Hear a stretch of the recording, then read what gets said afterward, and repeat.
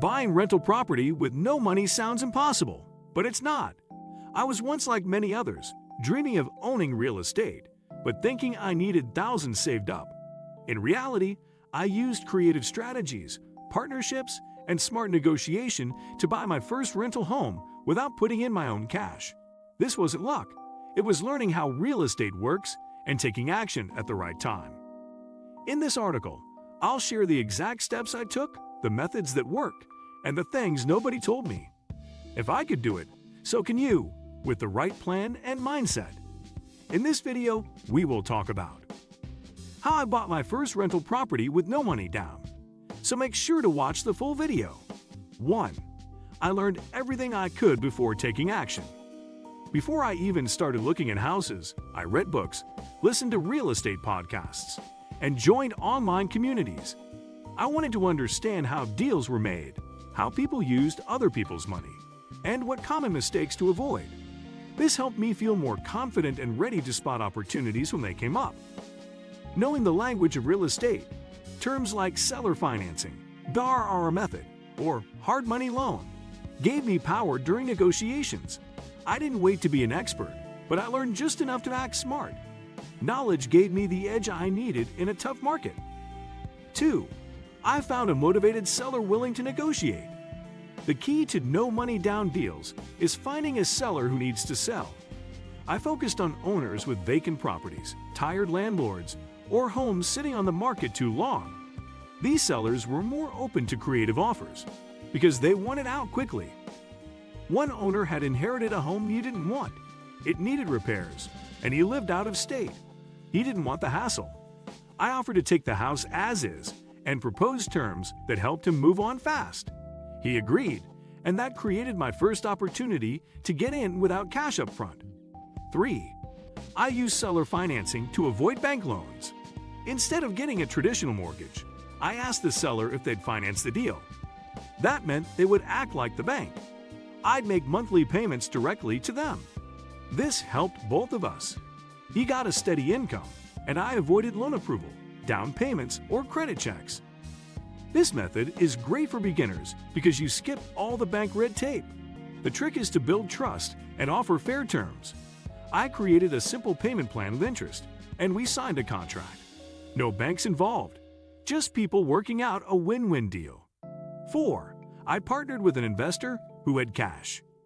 Even though I had no money, I had something valuable: time, effort, and a great deal. I found a local investor who had money but no time. I showed him the numbers, the plan, and why it was a good investment. We agreed to be 50-50 as partners. He put in the money. I handled everything else. He paid the small repairs and closing costs. I managed the property and made sure we got tenants.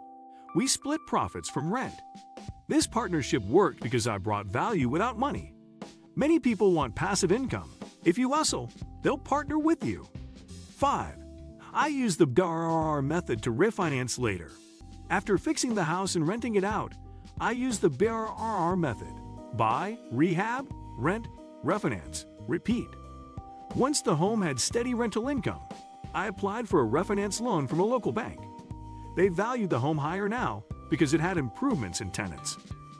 The bank gave me a loan that covered the original price and repairs. I paid back my investor and still owned the house with equity. This method allowed me to pull out the cash and reinvest without using any of my own money. That's how real estate builds wealth fast. 6. I leveraged credit smartly without risking too much. I didn't have cash, but I did have decent credit. I used a 0% interest credit card to cover some upfront costs like inspections and small repairs. This wasn't long-term debt, just a short-term tool to get started. I made sure I could pay it off once the house was rented and cash started flowing. It's risky to use credit if you're not sure how to repay it, but with planning, it's a tool you can control. Credit is a bridge, not the foundation. Used right, it helped me close the gap and move forward. 7. I negotiated every small detail to lower costs.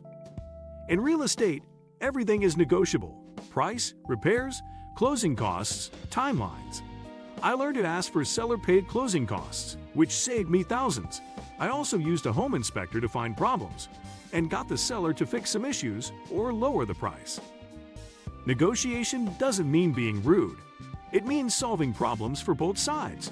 I always stayed polite and clear. The more I negotiated, the less money I needed up front. This saved me cash, reduced risk, and made the deal much smoother. Never be afraid to ask for better terms. 8. I found hidden value in ugly houses. The house I bought wasn't pretty. It needed paint, floors, and some minor fixes. But I saw potential. The neighborhood was growing, the schools were good, and nearby homes were worth more. I knew a little effort would raise the home's value fast. Buying an ugly house at a low price gave me room to grow equity. Tenants don't need perfect. They need safe, clean, and affordable. After repairs, it looked great, and I rented it quickly. Don't skip rough-looking homes. They often hide your best opportunities. Focus on location and value, not just looks. 9. I built a strong network of helpers. I didn't do this alone. I found a friendly real estate agent, a reliable handyman, and a mentor who gave advice. I also joined Facebook groups and attended local investor meetups.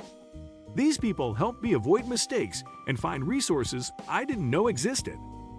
Real estate is a team sport. Even if you have no money, people will support you if you show you're serious. Ask questions, build trust, and give value back. My network helped me stay confident and focused. Without them, I would have given up or made bad choices. People matter more than money. 10. I believed it was possible, even when it felt hard. This journey wasn't smooth. There were delays, doubts, and scary moments. But I believed I could do it, even with zero savings. I stayed focused, flexible, and learned from each step. That belief pushed me through the hardest parts. Most people quit because they think it's not possible without money. But I'm proof that you can do it differently. You don't need to be rich. You just need to be resourceful. Confidence, creativity, and action can replace cash when you know what to do.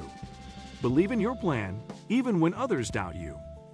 Buying your first rental property with no money down is possible, but it requires creativity, research, and a willingness to take smart, calculated risks. Strategies like using seller financing, partnering with investors, leveraging personal loans, or tapping into government programs can help you enter the real estate market without large upfront capital. It's essential to understand the terms, build solid relationships, and do your due diligence. This journey taught me that with the right mindset and strategy, barriers can be overcome. Start small, stay informed, and take action. Your first rental property might be closer than you think. What do you think of our video? Let me know in the comment section below. If you enjoyed this video, make sure to hit that like button. Also subscribe to our channel before you go. Thank you for watching.